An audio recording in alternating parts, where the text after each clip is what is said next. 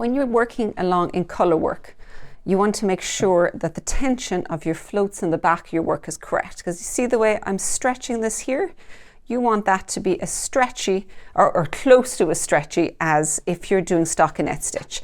What that means is that you have to make sure those floats are stretched out nicely so that you're not going to pucker the front of the work. Because if any of those were tight, what will happen is these stitches just kind of stand out and look a little bit like they're sticking out from the front of work, and they'll be a little puckered and they won't be flat. The main way you can do that is to stretch out your work as you're knitting it. So I have these 2 stitches that were just knit, and if I'm coming back to this color, I go to knit it.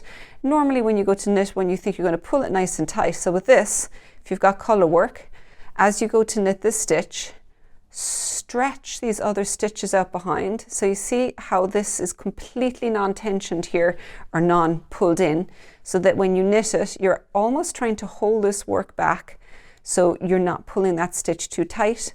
It may actually even look a little loose when you're doing it, but as it works up, it means that those stitches are free to move and it's not going to be too tight. The same way we're going to do this one. I'm going to go and stretch this out. So I knit it. I'll often even hold it a little differently so that I can make sure that I can keep that tension out here.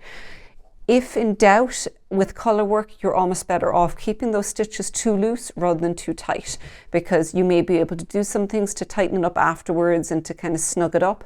But if it's too tight, there's nothing you can do, and it'll make for a really stiff, unattractive, unpliable fabric.